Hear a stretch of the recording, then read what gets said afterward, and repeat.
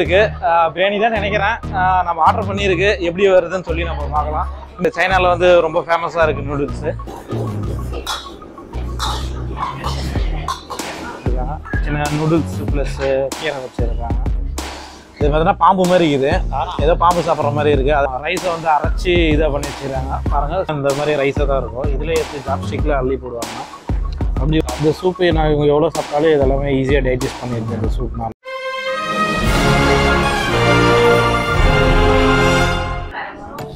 Hi friends, welcome to Black Star Tamil.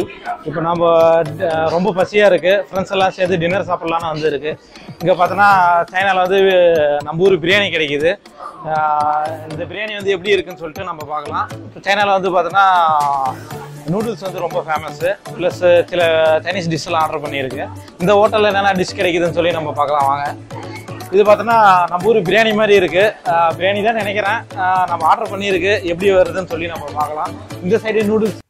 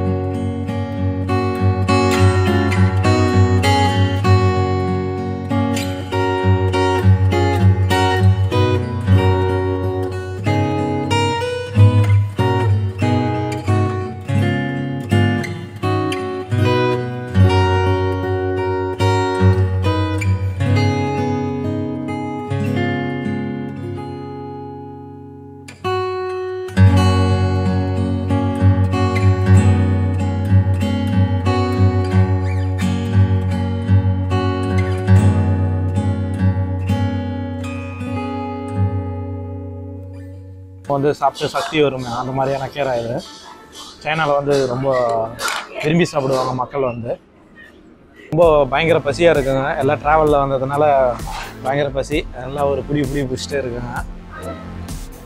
இப்போ நம்ம order பண்ண பிரியாணி வந்தாச்சு. இது பார்த்தீங்கன்னா நம்ம என்னென்ன போட்டு இருக்காங்கன்னு சொல்லி பார்க்கலாம். ஃபஸ்ட்டு பார்த்தீங்கன்னா பீஃப் கறி இருக்குது.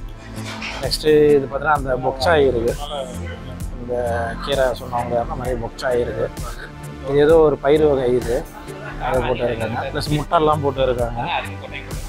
நெக்ஸ்ட்டு சைனாவில் வந்து பார்த்தீங்கன்னா சூப்பு நிறையா குடிக்குவாங்க. சாப்பிட்றதுக்கு முன்னே இல்லை அப்படின்னா வந்து சூப் குடிக்குவாங்க. சூப் கொடுத்துருக்காங்க பாருங்கள். இந்த சூப்பு நான் இவங்க எவ்வளோ சாப்பிட்டாலும் இதெல்லாமே ஈஸியாக டைஜஸ்ட் பண்ணிடுது இந்த சூப்னால. இப்போ பார்த்தீங்கன்னா நம்ம ஆர்டர் பண்ணது காரம் அதிகமாக கேட்டிருந்தாங்க. காரம் கொஞ்சம் கம்மியாக போட்டு வந்துருக்காங்க. இதில் வந்து எக்ஸ்ட்ராவாக நம்ம காரம் வேணும்னா நம்ம சைனீஸ் ஹோட்டலெல்லாம் பார்த்தோன்னா இந்த மாதிரி கப்பில் வந்து மிளகா வந்து அரைச்சி வச்சுருக்காங்க. பாருங்கள் எல்லாம் மிளகா வந்து அரைச்சி வச்சுருக்காங்க. அப்படியே இறங்குது பாருங்கள். ஃபுல் காரமும் இருக்கும். இதெல்லாம் எண்ணெயில் வந்து இது பண்ணி வச்சுருக்காங்க. எண்ணெய் சாஸு இதெல்லாம் போட்டு வச்சுருக்காங்க.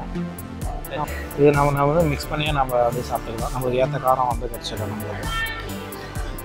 ஓகே. இப்போ சைனீஸ் வந்து மோஸ்ட்லி பார்த்தீங்கன்னா ஜாப்ஸ்டிக் தான் யூஸ் பண்ணுவாங்க.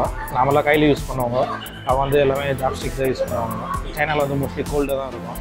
அதை ஹேண்டில் பண்ணுறதுக்கு வந்து பார்த்தீங்கன்னா கை யூஸ் பண்ணாமல் எல்லாமே ஜாப்ஸ்டிக் யூஸ் பண்ணுவாங்க. அவங்க சாப்பிட்ற ஸ்டைல் பார்த்தோன்னா இந்த மாதிரி ரைஸாக தான் இருக்கும். இதில் எடுத்து ஜாப்ஸ்டிக்கில் அள்ளி போடுவாங்க. அப்படி ஒரு சிலர் வந்து ஃபாஸ்ட்டாக சாப்பிட்ணும் தட்டு இப்படி வச்சுட்டு இப்படி அப்படியே இது தள்ளுற மாதிரி மிஷினில் ஏதோ தள்ளுற மாதிரி வச்சு தள்ளுவாங்க.